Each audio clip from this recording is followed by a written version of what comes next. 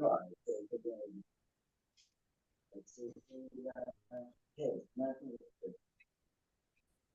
right, good evening, everyone. Tonight's shiur, as always, Lilu Nishmat Avi Marido Ber Benun Halevi Imi Marati Rachel Bat Harav Michael. Tonight's shiur is also Lilu Nishmat Chana Bela Bat David, my chavruta's mother who passed away last week in the States, and also Lilu Nishmat Yona Betzalel Bat David Chaim, a chayal from a Modi'in, who we know the family, we know them very well, who passed away yesterday after a year plus in intensive care, trying to fight off his wounds that he received in Gaza, and we hope that all of these shamas should have an aliyah. Tonight's shiur, of course, is parshat talks about parshat Toldot, and the highlight that we're going to focus on tonight, we're going to focus on the story of the brachot, or the bracha that Yitzchak wished to give to his son. And we're going to try to look at it from, we're going to try to understand a little bit of how Abarbanel looks at the beginning part of this story. And so we will go right to our sources. And as I said, we're focusing on Abarbanel. In past years, I focused on some of the other parshanim, how they understand the whole story. But again, it's a story we're all familiar with. It begins with Parak Chav Zayin in Bereshit, and it begins very simply. I want to say we're only going to go through like the first 10 psukim, and hopefully at a future date point we'll have a chance to go through it a little bit more. But the story begins with, of course, Vayiki Zakein Yitzchak. Yitzchak has reached an age of, he considers himself old. His eyes can't see well. He calls Esav, his older son, who says, "Yes, what can I do for you, Abba?" And he says, I'm old, I do not know when I will die.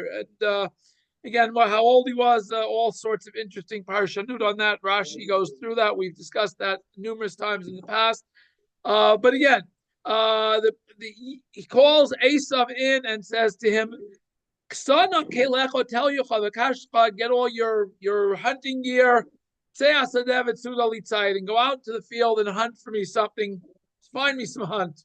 When you find it, make for me something tasty, like I love, and bring it to me so I can eat it. Why does he need this? In order that my soul should be able to bless you before I die. Rivka overhears it, pasuk hey, and Esav goes out. And Rivka immediately calls her son Yaakov and says, I overheard your father telling Esav what? Havili tzayid, bring me something to eat, make me something yummy to eat, and I'll eat. And then Varech lifnei Hashem lifnei moti. The Atah b'ni, and she says, now, my son Yaakov, you listen to me.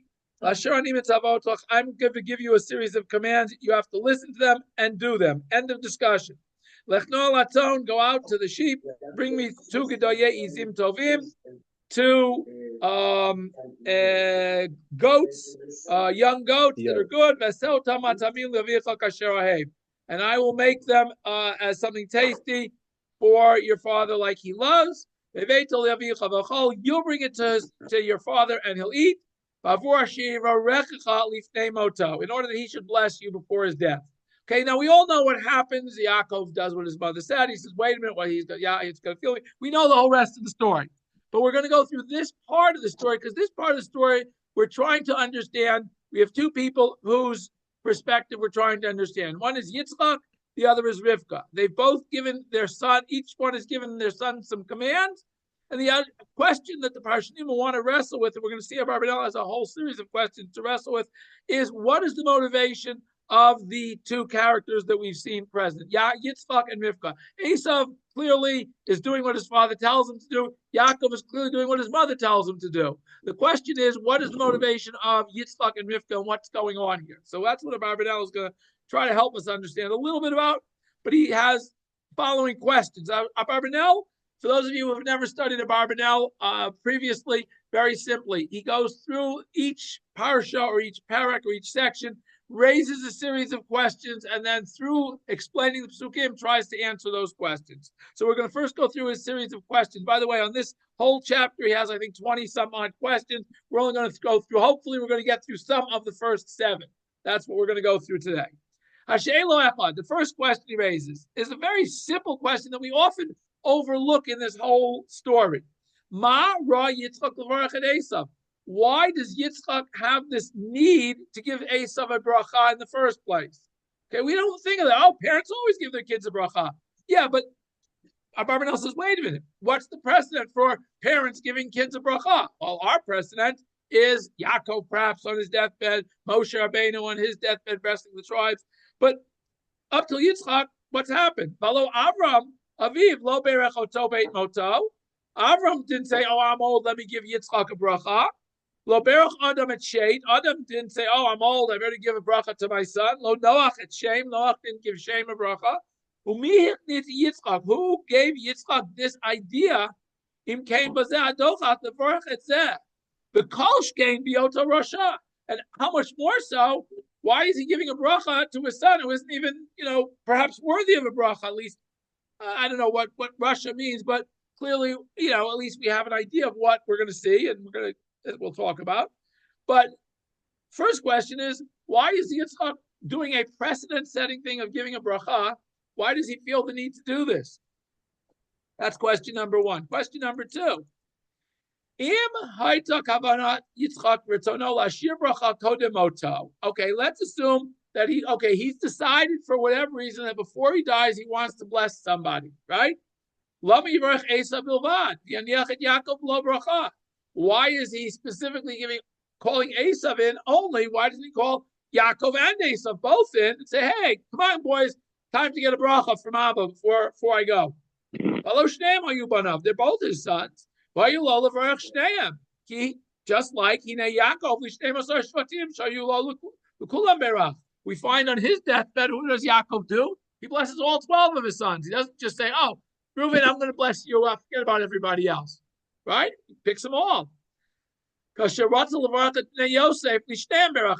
when Yaakov wanted to give a bracha to his grandsons, he blesses both of Yosef's children. He doesn't say, oh, I'm going to leave one out. He says, okay, I'm going to include them both. Similarly, Moshe blesses all the Shvatim. Well, almost all the Shvatim. We'll leave that out a little bit.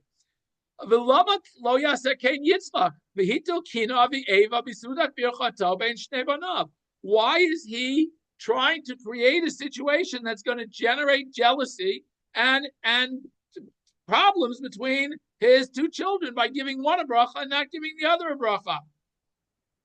Second question. Third question. Sheila Shlishi. Lama tala inyan habracha b'moto. Why does he connect this concept of giving a bracha before his death? As he says,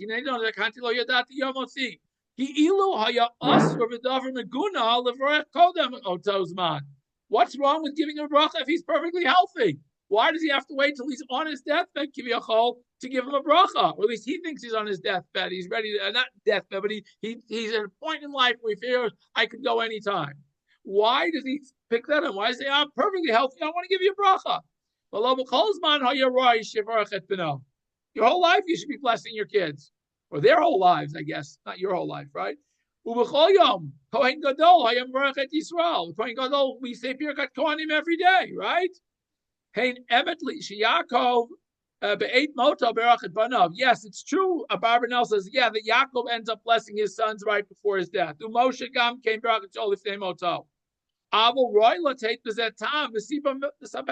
What's the purpose? Okay, clearly Yaakov and Moshe seem to get it from Yitzchak, but Yitzchak, who is the originator of this tradition of blessing son before or when they feel they're close to death, why does he do it? What's his reason for it?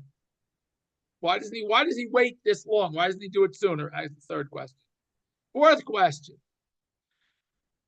Sheila Dal, this is one that I think is also an interesting question that the Parshanim deal with. Why does he link the bracha to the fact that he has to eat food? He has to have this delicious meal before he can give this bracha. And he spends more of the command to Esav, his instruction to Esav relates to preparing this food. Because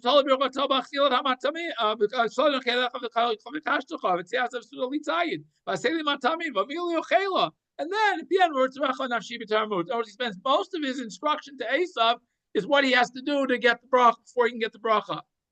And we find later on, Yaakov Yosef. Yaakov gives a bracha to Yosef's sons, Menashe and Ephraim. Then he gives a bracha to all his children.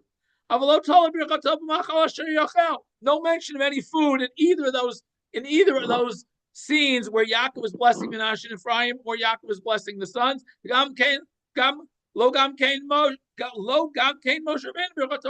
also don't find any food connection when Moshe is giving the Shvatim a bracha. Why does Yitzchak have to connect this bracha to food, to a meal? That's question number 4. Question number 5. Sheila Chamishi.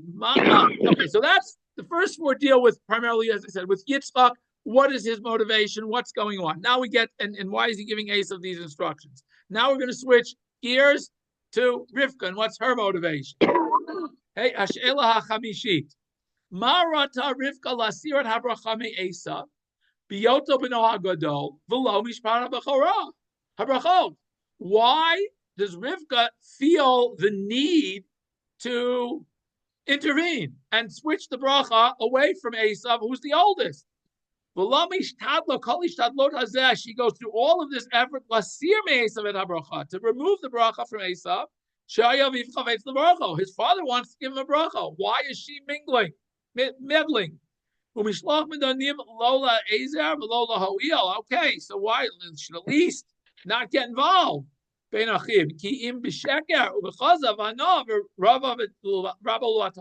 words, she seems to be getting involved somewhere and creating a conflict based on deceit that doesn't need to be there.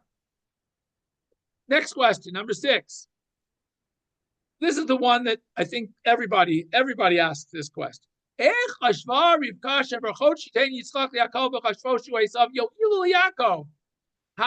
can a bracha that is given by somebody when they think they're giving it to somebody else, how can that help the person who gets the bracha if they're getting it under false pretenses?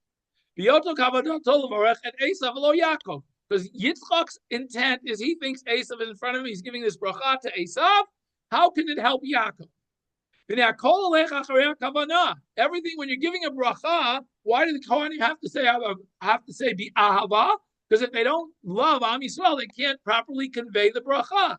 It all depends on what they are thinking at the time they are conveying the bracha. That will determine how good the bracha is. At least it seems to be.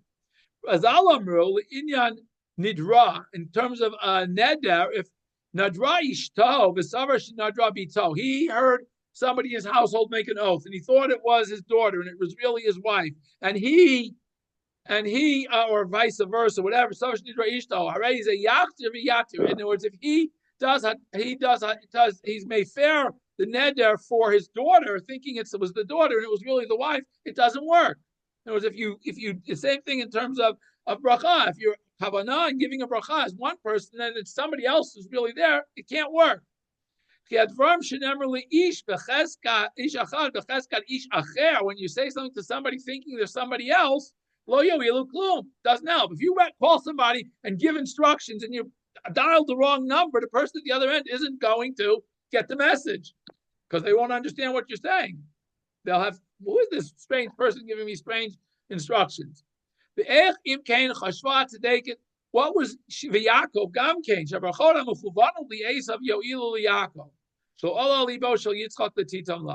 How is it possible that Rivka and Yaakov think that this bracha is going to help at all if it's intended for Esau? Question number 6. And question number 7, another question I think that many of us have raised also. Sheila Zayin, Lama Ratzah Hashem Yitbarach. Sheitein Yitzchak liYaakov abrachot b'ta'ut u'b'shkiya v'chashvo shu Esau. Why does Hashem set this thing up that it has to be that Yitzchak gives the bracha to Yaakov when he thinks, by mistake, when he thinks he's Esau? Wouldn't it have been better if Yoter Tov Haya sheYitzava liYitzchak sheYigarish at Esau? Wouldn't it have been better if Hashem said, get rid of Esau. He doesn't belong here. He's not par for the course here. The Sheba Yaakov Yikar L'Chazara, that Yaakov is going to carry on the family tradition. Kimosh Amali Avram, just like Avram was told what? sheyitzchak b'mitzvotav yivarach et Yaakov midato b'chavona shlema. Just like Hashem told Abraham, Kibi Yitzchaki kar l'chazara. You can't not Yishmael. Forget about Yishmael. He's not going to be part of Am Yisrael. Yitzchak is going to be the one who's going to carry on the tradition. Hashem tells him that. Why doesn't Hashem tell Yitzchak that it's Yaakov's the one who's going to carry the torch for the next generation? And then Yitzchak mitzvotav yivarach et Yaakov midato b'chavona shlema. Then he would give him the bracha, knowing he was Yaakov in front of him. Why does the bracha have to be achieved through this side door, if you will?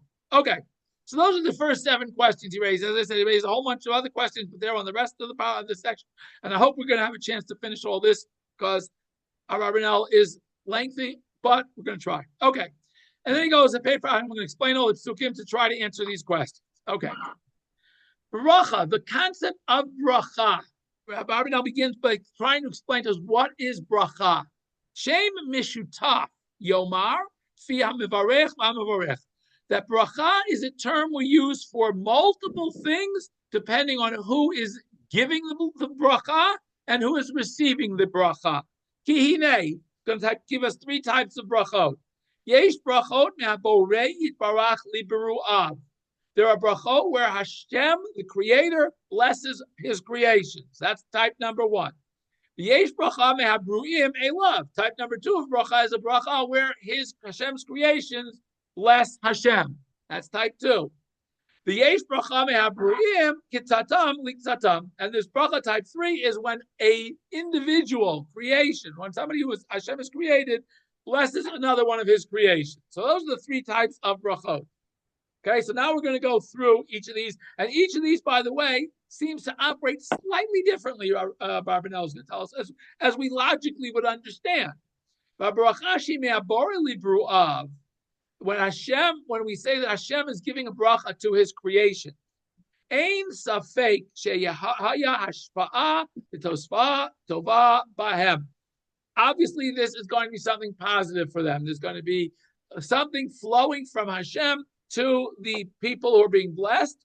Ubinyanam lo tefillah v'lo hoda'ah. But it's not a prayer, and it's not a thank you. It's not a recognition and acknowledgement. It's Hashem saying, I am sending a blessing to you. Kimo, as we have, Hashem birachet Avram bakol. Hashem blessed Avram with everything. Sheishpia alav tovot harei. That Hashem sent Avram lots of brachot. That's what Hashem birach. Similarly, Hashem should bless you. We want Hashem's blessing to come upon us.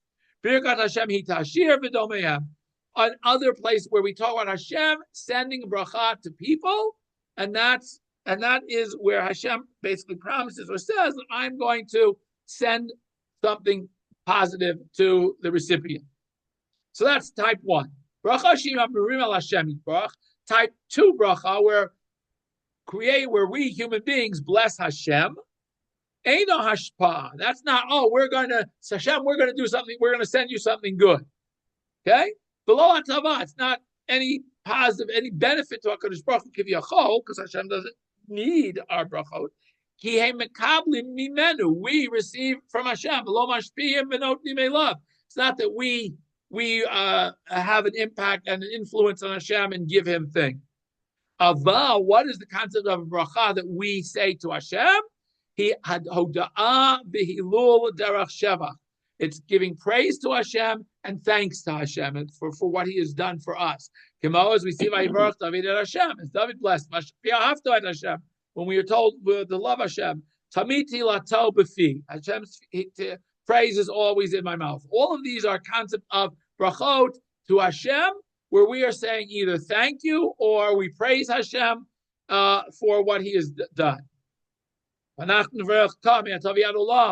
We will praise Hashem, we will bless Hashem from now through eternity. Kulam lashon hilul v'hoda'ah v'shema. They're all praise and thanks and acknowledgement of Hashem. So that's type 2 bracha. Type 3 bracha.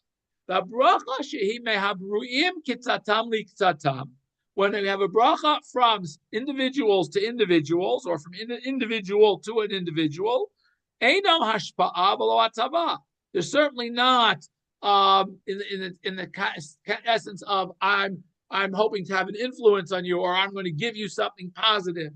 They're not praise and thank you. What are they? What is it when we give a bracha? Hi hachana l'movorach bitfilah ubakashat rachamim elav yitbarach. It's a preparation for asking through prayer and asking that Hashem should have rachamim on the person who we are bestowing this bracha upon. V'yaneu v'sheyashpi alav b'birchato, that from Shemayim he should be answered, and good things should come to him from Hashem because I am bestowing this bracha upon him. Lazen nemar, as we say, b'birchat kohanim, kotvach let b'nei Yisrael. This is the way you should bless. You, the kohanim, should bless Am Yisrael. Amor lahem, tell him the following: Yivrechecha Hashem. Hashem should send his blessing to you. So it's not that the kohanim are going to be the ones who are going to see that the blessing comes true. It's Hashem is the one who we are requesting that this bracha should come true. Ratzalom shebirkat kohanim liyisrael hi amira utfilah Hashem sheyivarchem v'yishmerein. Birkat kohanim, that what they're saying to Am Yisrael is, we are asking Hashem on your behalf that he should bless you and guard you and watch over you. Okay, same thing. Your panav elehem yechadem, Yisa Hashem panav lahem yasem lahem shalom. Ubesofa amar v'samut shemi al b'nei Yisrael. Yes, they are the ones who place the name of Hashem by saying Yivrechecha Hashem, but v'ani avorchem. I Hashem am the one who's going to bless them. So when it was Birkat Kohanim, when we say bracha from a person to another, it's a tefillah, it's a request that Hashem should send this bracha. Ratzah lomar, to say, shehem yitpalalu aleihem. Is that simat Hashem aleihem? What does it mean by v'samuet shmi al b'nei Yisrael? That the Kohanim should daven for Am Yisrael through placing Hashem's name and associating Hashem's name with Am Yisrael for bracha. It's not the Kohen who's giving you this bracha. I mean, the Kohen who is granting the fulfillment of the bracha. He's giving you the bracha, but he's not the one who's going to fulfill it. The fulfillment of it is up to Hashem Yisbarach. So too here, he is saying that clearly this bracha that we're talking about here is a type 3 bracha. If you use these 3 types, it's where Yitzchak is davening to Hashem that he should rest brachot on whoever is the recipient of the bracha. Now that we understand these 3 different types of bracha,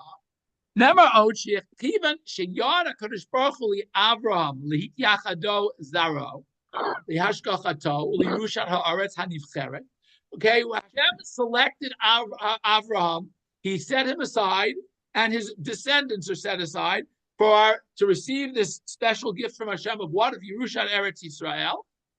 Hayaroi, it would be appropriate to call echad meha avot, each one of the avot, bimoto, before his death, yimaneh tachtov haben hayorish otam, haftachot, nayuduim, vayoshev b'mekomo. In other words, each generation has the obligation to select who among the sons will be the leader of the people of the nation as we go to the next generation. In other words,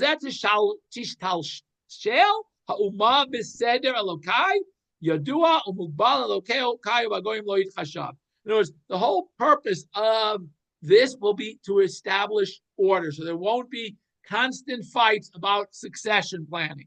That each person before they go has to appoint who will be the leader in the next story. When I leave, we got to have somebody take my place. Who's that going to be? That's what seems was happening. Lakach. So it seems that Avram clearly didn't do this, right? Even though Avram, because Hashem did it for him already. Hashem told him Yitzchak's going to be the next generation. So Avram didn't have to do it. But however, Yitzchak isn't told by Hashem who the next generation is. Lachein berach Yitzchak levanav. That's why Yitzchak wants to bless his children. Yaakov levanav, and Yaakov wants to bless his children. The one who will be blessed, or the group that will be blessed, they are the ones who are in charge of leading the next generation to the exclusion of others. In other words, they are the ones who will be the role models, the leaders. Vim Avram lo berach Yitzchak. But again, we just said, wait, if it starts with Avram, why didn't Avram give Yitzchak a bracha? Hayazel mitnei shekadosh baruch hu kvar gila uvirer sheYitzchak yeh yoresh et Yudav ubirchotav. Because we know already, Hashem is the one who decided already that Yitzchak was going to be the one who was going to get it. Yitzchak is the one who is going to be the leader of the next generation. Clearly, Yitzchak, I will establish my brit with Yitzchak. So Avram did not need to go pulling Yishmael and Yitzchak say, Yishmael, you're out, Yitzchak is in. He gets the bracha, even though Avram does do that with his other sons. He sends them away while he's still alive. Nonetheless, he did not have to call Yitzchak in to give him a bracha, because Hashem said, I'll be the one who will bless Yitzchak. The Tivol Avram Shegarid Ishmael Beno, and he already told Avram that Yishmael is out. L'chein lo hutzlach Avram levarach et Yitzchak lanicho b'mkomo b'birchotav Yudav yan kvar nisbarer zeh bidvar hu Elokai yisbarach. Hashem had already told him who was going to be the next generation. Avol Yitzchak, now we get to Yitzchak, right? Shahayu lo shnei banav, he had two sons, Esav and Yaakov. V'lo pirash pi Hashem mi mehem yeshev al kisei Avraham. Who's the one who's going to take over the leadership of the family when Yitzchak is no longer here? V'rohu tam b'tachlit hachiluf she'esav hayalo yitron TV. Now, he gives each one has a strong point and a not so strong point. Esav, his Yitron is TV. Liota Bechor, Peta Rechem, Reishi, don't know. Clearly, the natural choice selection should be Esav. Why? He's the firstborn. We usually give it to the firstborn. However, Yaakov Hayalo Yitron Sichli b'midotav u'v'deotav. Yaakov is clearly the one who seems to be more connected to. He's the one who you would look at as a role model. His midot, the way he carries himself, seems more aligned with the mission of Avraham Avinu. Hine kasher ra'at tzadik HaKadosh Baruch Hu lo pirish mi yoresh Yudav b'irchotav. When Yitzchak saw that Hashem wasn't giving him any hint here, who's going to take over? He said, I got to take the bull by the horn and select one of them. This was the reason and rationale he gave for calling in his son for giving him a bracha.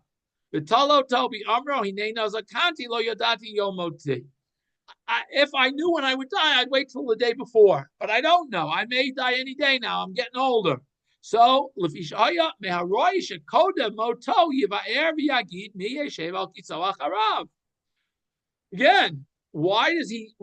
and again, he's answering the question why Yitzchak is connecting the bracha to the fact that he's getting old. And the reason is because once he thinks he's getting old, he needs to appoint a successor. So it seems very clear that the purpose of the bracha here from Yitzchak's perspective is Hashem hasn't told me who's going to take over. I got to pick one of them. I got to do it now while I'm still healthy and I'm still of sound mind and body, and do it and over. He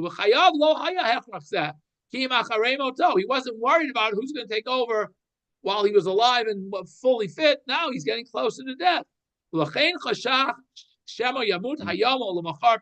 Perhaps I'll die suddenly. And there'll be machloket between the children. The Esav Yomar Shua Bechor Lo Mishpat HaNachala Mishef HaNachala Mashpia HaNachala Lokit Azot. In other words, when I go, here's going to be the argument. Esav's going to say, "Hey, I'm the oldest. I get it." Yaakov Yomar Shekmoshe Yitzchak Im Hayoto Katan Yishmael Yorat Eshbeit Adabayit. Even though Yitzchak was younger than Yishmael, he took over. Cain Hu Yiroshena below Esav. So in other words, each one had a legitimate claim as to why they would take over. Therefore, so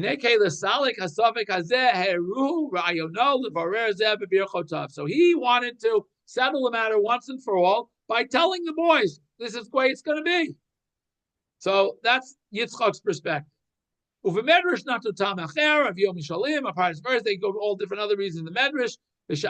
Now, and also the Medrash also gives a different reason why Avram didn't want to give Yitzchak a blessing, not because Hashem told him, but Avram pachad levarach et Yitzchak. Why?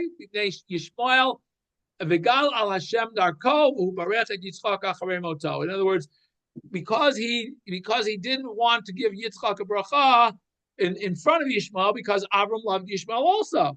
Therefore, Hashem took over and said, "We'll take care of it." But I don't want to get involved with all these midrashim. I'm just looking for pshat. So that answers the first question. Why did he, before his death, why is he giving a bracha? Now, the second question was why only one? Why not both, right? Yitzchak levarach et shnei banav yachad, Esav v'Yaakov, l'sheyershu shneim yudei Avram b'birchotav b'dveikut hashgacha v'yushat haaretz. Why didn't he want both of them to share? He saw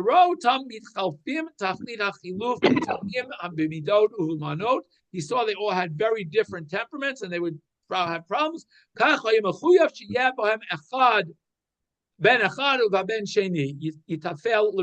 had to pick a number one because they had two such different temperaments and such different personalities that there's no way they could coexist as co-leaders. One of them had to be in charge, and the other one had to be subservient to them. And he would be included. We find the same thing. We find other cases, Abarbanel is saying, where we don't give every single child. We give certain children the positions of authority, and the others are subservient to them. Because we find that when the oldest two sons of Yosef are blessed by Yaakov. And why? He made each of them their own shevet, their own entity. And they were both righteous and good. The Amnam al Sha'arabanim, the rest of Yosef's sons don't get anything. What does it say? Any other children that Yosef would have had would have been included in either the tribe of Manasseh or Ephraim. They would not be their own tribes, even though Manasseh and Ephraim were. Nonetheless, the rest were not, even though they were on the same level, they were same brothers. Nonetheless, they were pushed aside. So here too, Abarbanel saying just so too, Yitzchak could not include both Yaakov and Esav together because one had to be the Rosh and one had to be the subservient. So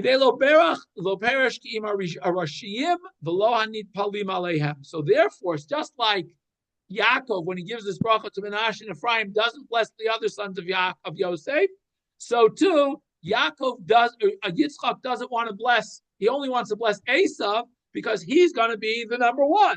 He doesn't need to tell who the number two is. Number two will understand he's the number two automatically by the fact that he's not the number one. Similarly, the rest of Yosef's sons understood that they were not of their own tribe. They were part of the other tribes.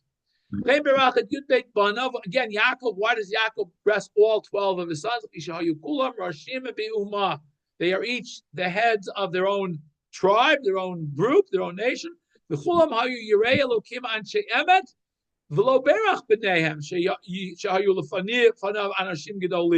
Even though there were many great ones among his grandchildren, the rest of the Shvatim, he doesn't bless them.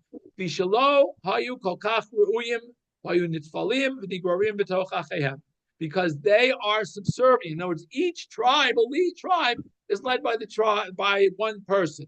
And so anybody who's afterwards doesn't get counted, even though he may, later generations, may become a leader, but he's not the one who's given the initial blessing. He goes back and blesses each tribe by its name. Liod Roshim, that each tribe should stay as its own entity. Again, it never changes its name to the name of the children who come after it. Even though the current leader is not named Reuven, it's still the tribe of Reuven. Even though the current leader isn't named Shimon, it's still the tribe of Shimon. That's what Yitzchak wanted to do with his sons. Kasher asa Avram bivanav, like Avram did with his sons. L'sheyiyeh harosh hu Esav b'no agadol, and he picks as the head should be Esav, his older son. Ki acharei shateva hiktivo lo mishpata b'chora. Since he is the older, he deserves to be the firstborn and have the next right. Now he continues and finishes. His intent of giving the blessing to Esav was Sheyizkehu b'birchat Avraham b'ncholet haaretz Liot hu bal brit lelokim. Shebechlal Esav u'birkato b'yot hu shorish habayit yitafel Yaakov echav hatoir mimenu v'lazeh lo bercho b'fnei atzmo v'hutra b'zeh asher labet. So that's why he doesn't want to give. The reason he wants to give Esav the bracha is that he is the one who will carry on. He will lead the family. Not that Yaakov won't be part of the family, but Yaakov will be subservient to Esav. And therefore, Yaakov doesn't need his own bracha because he's included in the bracha of Esav as part of his tribe, you will, or part of his nation. Okay, that's the second question. Amnam ipnei shara Esav b'mordei or bilti olech b'darchei Hashem. However, now we get to the third thing he wants to make. Because Yitzchak realized that Esav's wasn't quite on the derech that he wanted him to be on. Okay, Rata Lesayo, he wanted to give him a little help. In order that he should be able to receive this bracha through the tefillah of Yitzchak, he had to do a mitzvah of kibburav. In other words, the reason for the food, why does Yitzchak make the food the focal point of his request? Is because he knows that Esav is short on merits to get this bracha. He needs all the help he can get. So he gives him this important mitzvah of kibud of prepare this mitzvah, prepare the whole meal, go through all of this effort to prepare a meal for me that I want. And he explains, goes through each of the stages.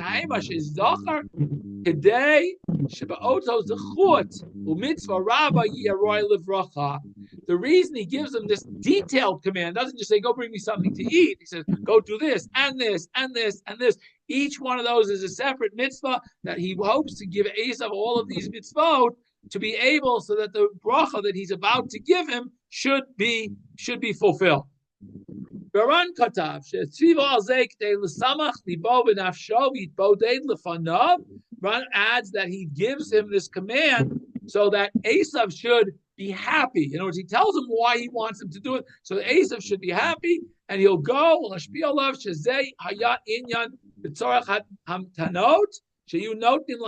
sorry, he is talking about so that he should be able to make his father happy, so that the prophecy will rest on him. Not that they're looking to receive a reward for being a prophet, but that they need to be in the proper frame of mind to receive the prophecy. Whatever it'll be, Ein Safek Shetazor Lazet Filat HaTzadik Ubakashato Liet Mitzah. There's no doubt that the tefillah of this righteous individual will help him. Tefillah HaTzadikim Mekubalim Yoter B'Shat Hamavet Liyotam Yoter Mitbakim B'Yotzram. Because as tzaddikim get older, they're closer to HaKadosh Baruch Hu. Therefore, their tefillot are more likely to be received favorably. And all of this is related to how he sets up this whole bracha. Like the brothers tell Yosef, your father gave us a command before he died. We have this obligation to fulfill the wishes of a person who is on their deathbed, that any wishes they give us. They all gave a blessing right before death. So therefore, that the bracha is more likely to be received through their fact that they are older and they're closer to Hashem. They've achieved this great level of closeness to HaKadosh Baruch Hu. That addresses the third and fourth questions of why the food and why wait till he's close to death. Okay, now we get to next. We were going to a little bit more. The Ein Safek. There's no doubt, Abarbanel says. Not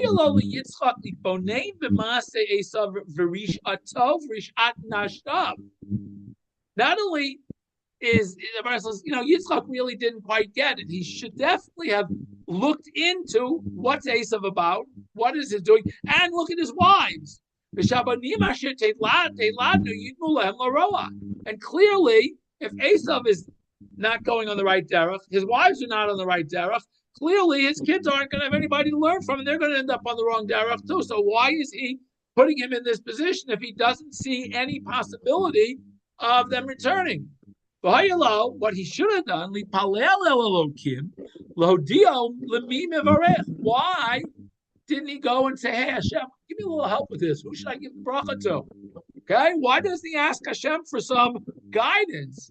Do I give it to the older one? Or the one who's more likely to set up and teach his children the derech of Avraham Avinu? Why didn't Yitzchak do that? Abarbanel says very simply, Aval ha'ava mekalkelet hashura. When we are in love with something, we lose sight often of what the destination is. We lose sight of we don't do our homework. When we have a vested interest, we lose sight of doing the proper due diligence that we're supposed to be doing. Li'avato et Esav, because of his great love for Esav, he was very close to him. He was not able to see his deeds and be able to properly understand them. He doesn't see any chovah. He doesn't see anything negative about Esav's behavior because he's rationalizing it away, basically, as we all do. Fortunately, we all do. We all rationalize away what we'd like to rationalize away. And perhaps Abarbanel says the pasuk is already hinting at this. Why? What when Yitzchak gets old? What happens? His eyes grow weak. He can't see. What does that mean? Not just his physical eyes, but but his intelligence, his ability to understand Esav got weak also. And he did not investigate into his deeds, and he didn't see them in a proper way. Okay, I'm going to skip the midrash for a minute because we'll get. Okay, now let's. Okay, midrash. Rabot asita ata Hashem Elokeinu flotecha machshvotecha eleinu. Hashem, all of the wondrous things you did are for us. Everything that Hashem does, lo asita elo tovateinu, is only done for the benefit of Am Yisrael. Why was Yitzchak's eyes weak? That Yaakov should be able to come and get the bracha. In other words, the whole reason that Yitzchak's eyes failed him is so Yaakov would be able to come in and get the bracha.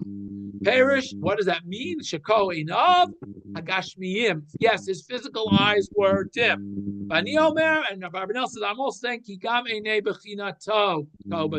His intellectual eyes were also weakened, and that he was unable to properly discern what was going on with Esav and how he should be treated. So that's all we talked about Yitzchak now. Why he felt he had to do, why he's doing what he wants to do, and how he's going. Now let's deal with the Rivka side. Okay?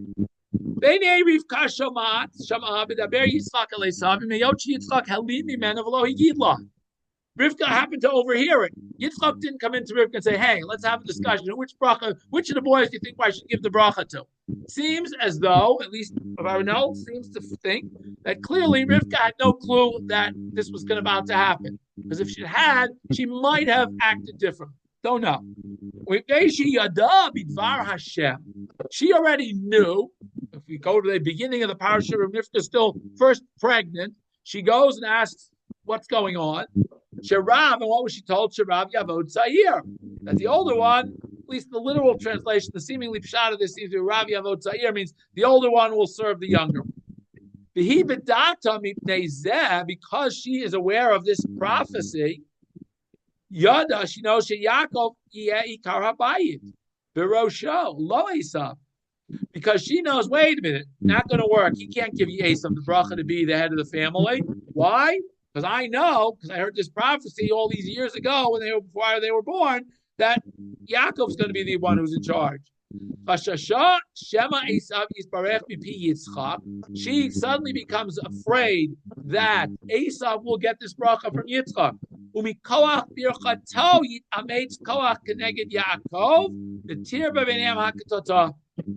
She realizes if Yitzchak gives Esav this bracha, that bracha will fall on Esav. The koach of the bracha from the tzaddik Yitzchak will give Esav more strength against Yaakov, and there'll be lots of strife between the two of them.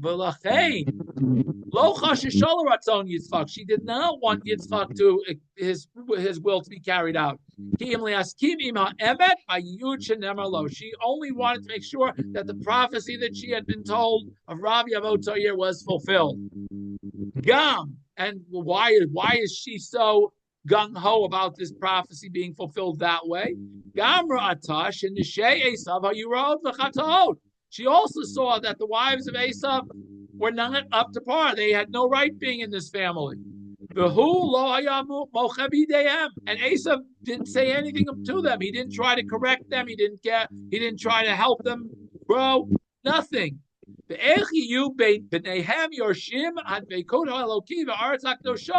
How can these people with these midot, with this goals in life, how can they be the ones who are going to inherit the Holy Land? Doesn't make sense. And the connection to God, how are they going to be the ones who are going to carry God's mission to the world?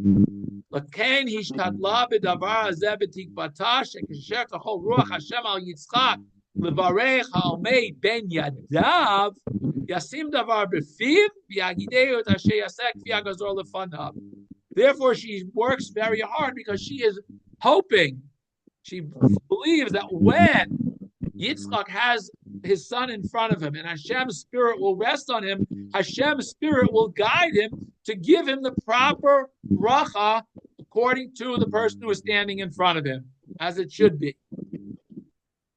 The Ein Safek. Now, Abarbanel, by the way, is parenthetical, but it's interesting.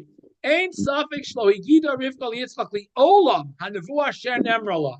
Says, I have no doubt that Rivka never shared the prophecy that she got when she was pregnant with Yitzchak. Never.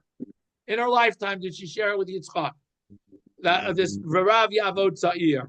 Right? Why?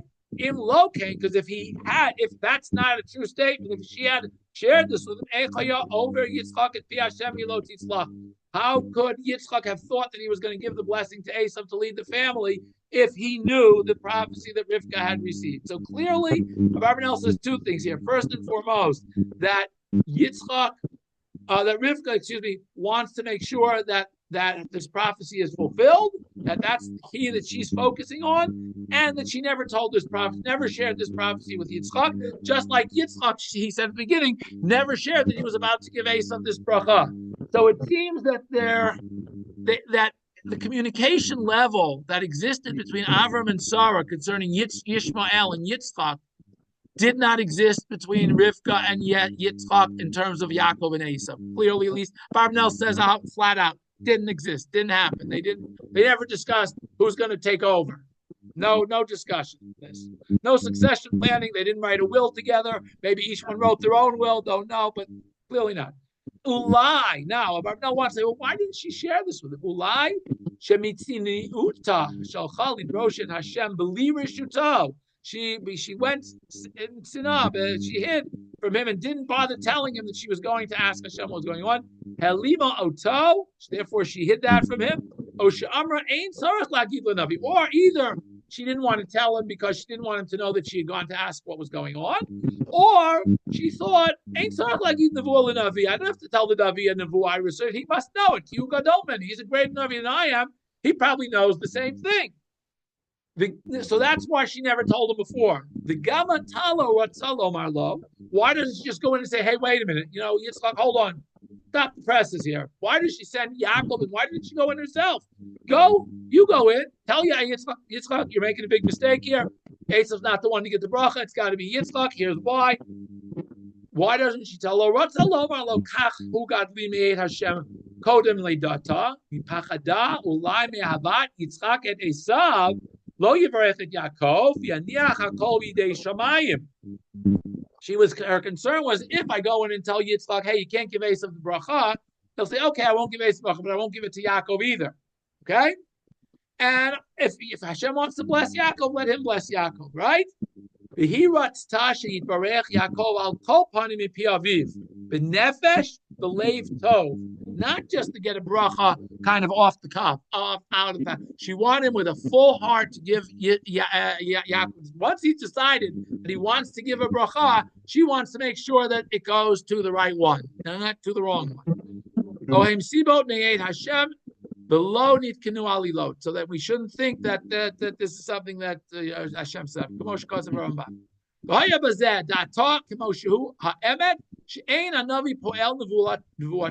every Navi understands every Nevuah. In other words, that the Navi is not the one who creates the Nevuah. It's Hashem Yisbarach who creates the Nevuah. He's just the kli through which the Nevuah reaches the world. Just like glass, let whatever image go shine through it. Shiur, that either just like glass will allow as much light as it can to go through, so too the Navi, much as Hashem, a spirit can rest on him, that's how much he can allow through. Min hashamayim kimevuar hanavi ruach Hashem diber bi milato al lishoni rata lomer shegam hamilah yunucho al lishona bi nevuas. Also, the words which the Navi said come through nevuah. The elo bechira b'hem, he doesn't always pick the words he's going to use. Therefore, Yitzchak b'birchotav, whoever Yitzchak gives this bracha to, lo yudvarim me'ito, it's not going to be him blessing them. Elamei Hashem Yitzbarach. Who Yisader? Yashirat hadvarim b'fiv l'farechet Yaakov. So Rivka is not concerned that the bracha won't be the right bracha for Yaakov. He says, no, it's definitely going to be the right bracha for Yaakov. Why? Because Hashem is the one who's going to put the words in his mouth and make sure they're the right words. He says, and he gives an example, very interesting. He compares ordinary nevuah to ordinary things that happen in the world. That it's not up to us necessarily; it's up to Hashem, who is the messenger. And the example is very interesting.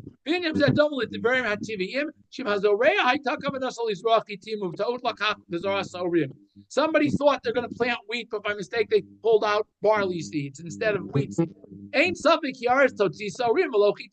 Obviously, what's going to grow is going to be barley, not wheat. Why? Because even though the messenger, in other words, in this case, the messenger is the person doing the planting, but what's going to be planted is whatever the seeds say is what's going to grow. His intent doesn't matter. What he was thinking he was planting doesn't matter. The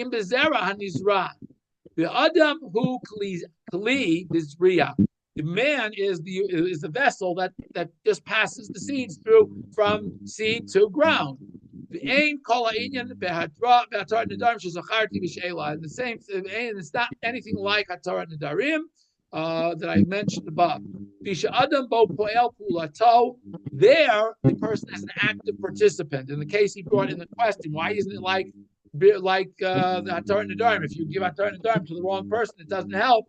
He says there it's different. There, the person is involved as an active participant. But locally, he's not just a pass-through saying, I reject the Osapula. Shekain Yitzchak bebirchot hahen kli lagia raton haluki ukzerato. Yitzchak is only the vessel through which Hashem's raton is going to pass to the person who he's giving the bracha to. Therefore, she very wisely chose this course.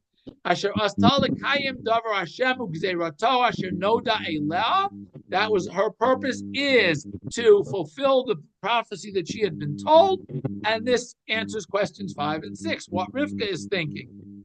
Okay, and the final question he read, that we said we're going to try to address is, why does the bracha have to happen this way? Why couldn't Hashem just say, Yitzchak, go give Yaakov a bracha, right? Yitzchak Yaakov al karcho ulgaresh Esau asher ahav mibirchato.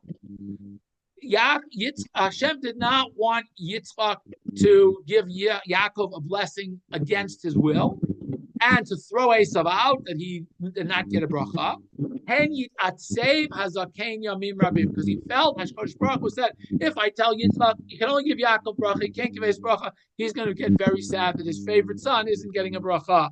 And he will not only is he going to be sad, he's going to be so sad that nobody will be able to get him back into it proper. And he won't have proper nevuah, because we know that nevuah requires you to be in an uplifted spirit. You can't be depressed. Yitbalbel Yitzchak, and Yitzchak will, this gets confused. V'yan ein nevuah shoreh mitoch atzvik. Since you can't have nevuah when you're sad, therefore, you had to make him think that he was blessing Esav. That he would bless Yaakov with rejoicing and full heart.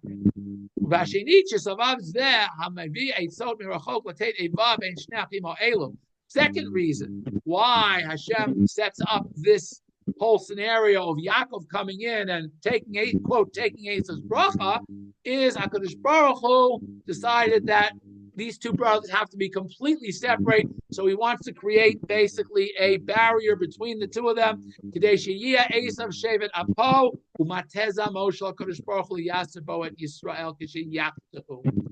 Hashem wants to set up Edom. Esav is going to be his stick, his rod through which he punishes Am Yisrael when we are turned away from Hashem. And that's his answer to the seventh question. But I think it's the whole flow here is very simple. That Yitzchak has one set of thoughts, Rivka has a second, and HaKadosh Baruch Hu has a whole different set of thoughts, and why this is set up the way it's set up. And I think that if we look at this is basically the whole Jewish history in one parsha.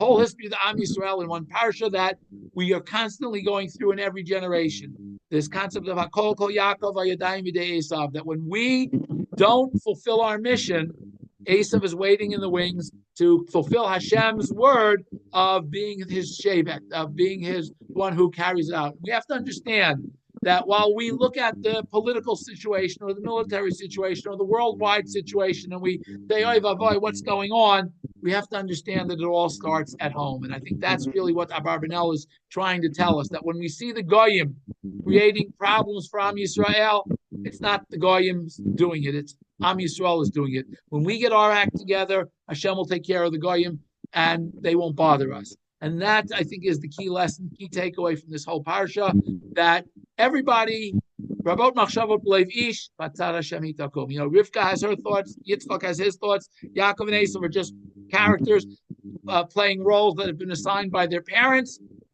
And we, Am Yisrael, have to always remember that HaKadosh Baruch Hu is one calling the shots, and he is very much looking at and focusing on how we are behaving specifically toward each other, toward his world, and carrying his message, how well we are succeeding in carrying his message to the rest of the world. And when we are able to do that successfully, we will be able to end this Merivah and bring on Yemot HaMashiach B'mehera V'Yameinu. Thank you all. I open it up at this point for questions, comments, feedback. Anybody? Any questions, comments? Okay. If not, nobody has any questions. Okay. If not, have a good rest of the week. A Shabbat Shalom, and we'll see you all next week. Laila Tov.